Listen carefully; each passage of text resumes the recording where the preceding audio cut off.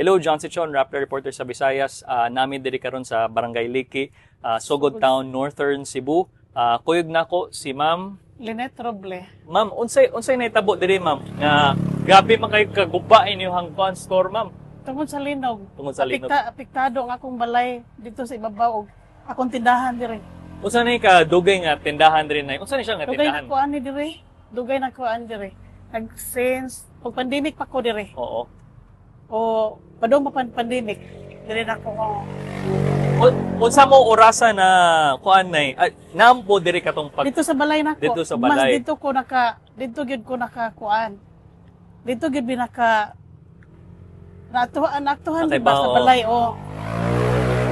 Pagka mga alas 12 usa kami ning lugsong diri sa tindahan. Yan. Kay mas grabe man dito kay ang akong tires Oo. urot man gyud kay Alas 12 buntag? gabi Gabi. Oo. Ah, Kay nakatug naman ko niya akong bana og akong mga anak napa sila sa tires. oo. Nya sige sila istorya. Walang damhangan ning kalit. Ning kalit lang gyud ba.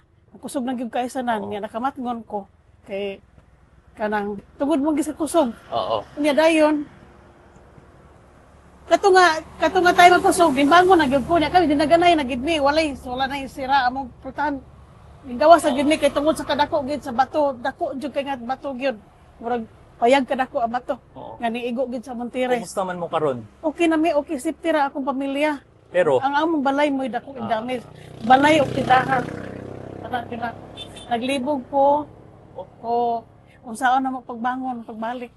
Labi na ni akong panginabuhian. unsa may panawagan ninyo nay? Gusto niyo isulti sa gobyerno?